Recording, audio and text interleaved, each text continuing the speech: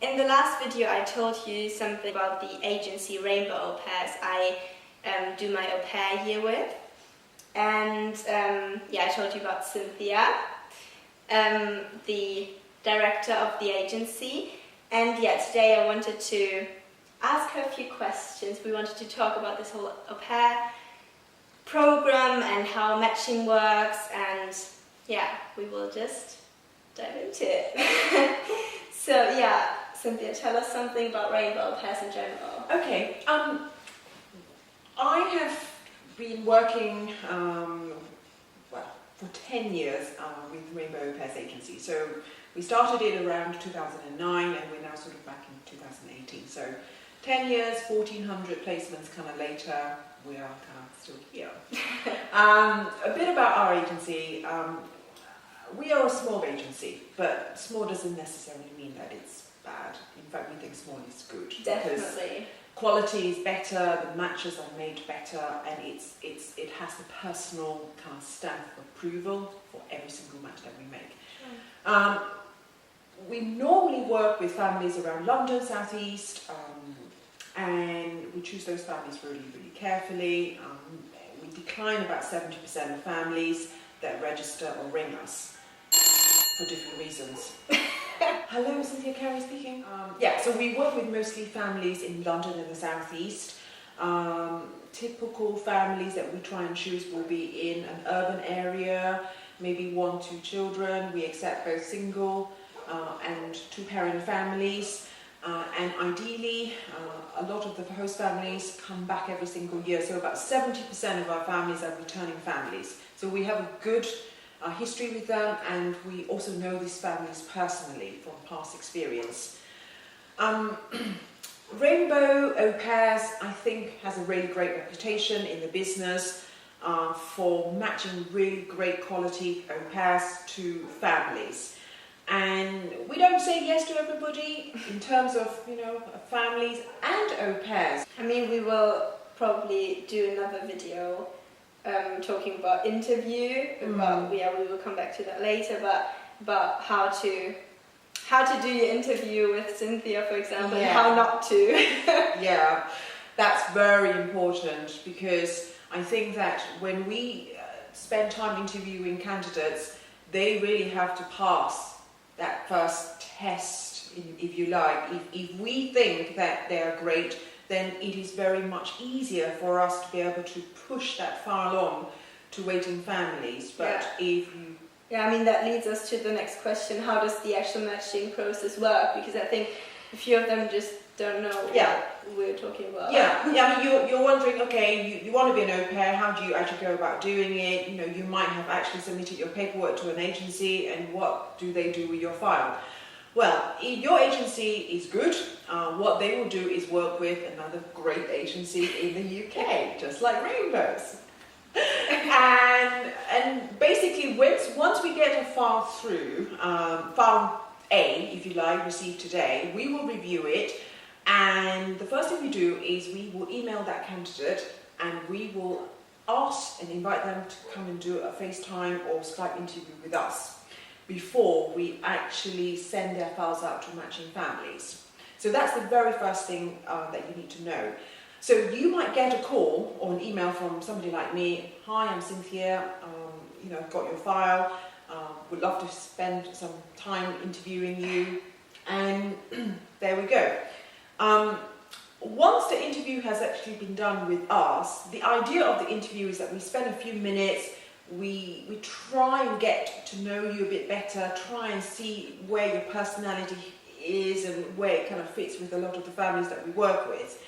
And there is no science to it, if I'm totally honest. I think a lot of it relies on good judge of character, common sense approach, and hopefully 10 years in the business of working with 18-year-olds day in, day out. Gut instinct. Gut instinct, yeah, absolutely. I think that we are able to often tell the ones who will do better than others. I think we spend a lot of time to get to know the candidate, and so therefore when we do make that match, it is very secure. They feel great about it, and that's what we're aiming to do. When we are interviewing the candidates, we might look for different things.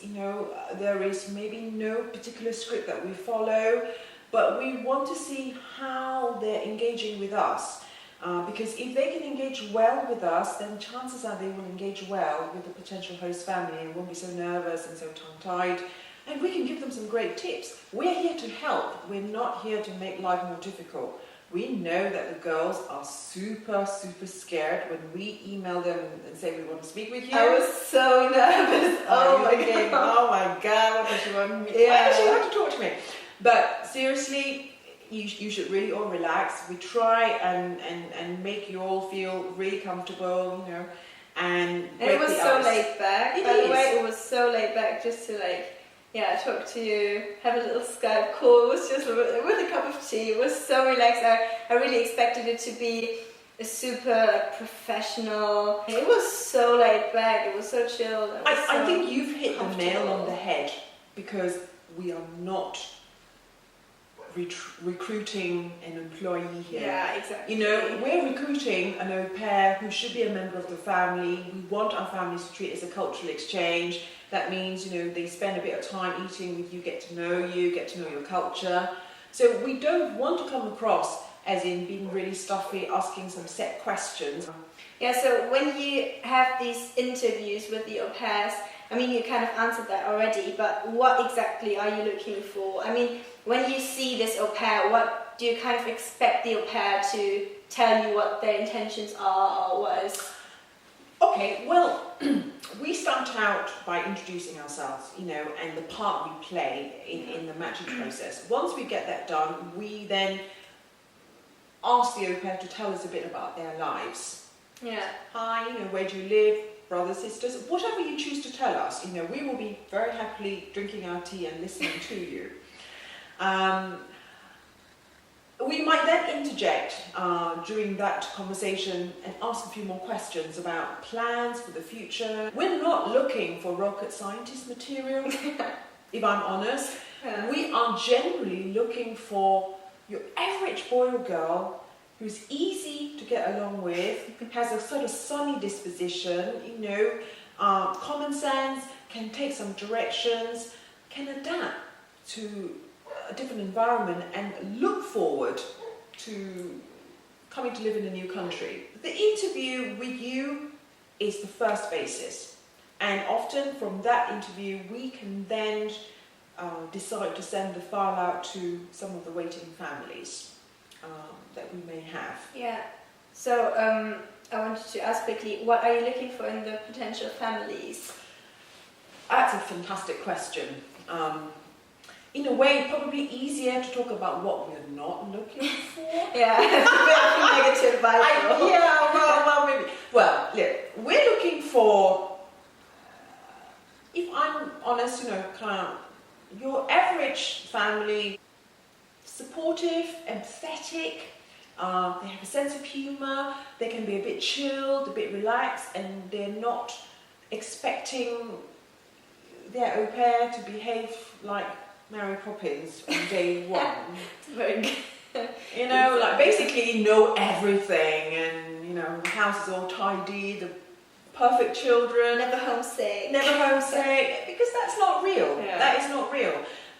We expect parents, we are looking for host families who will treat it as a cultural exchange, who will spend some time with you, and are happy to give their time back to you to make the equal exchange. We expect them to show you what to do, how to do it, and we expect them to show you how they like their children to be treated, because you're not a parent and you've never had children, so you wouldn't know the first thing about how an 8-year-old would behave.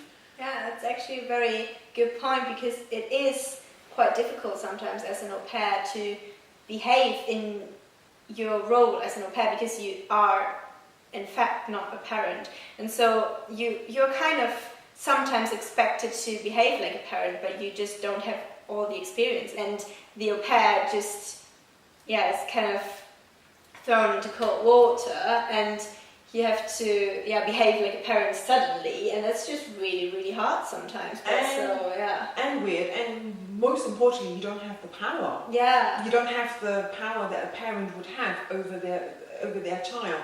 So it is a very sort of fine line of balancing how you should behave towards a child.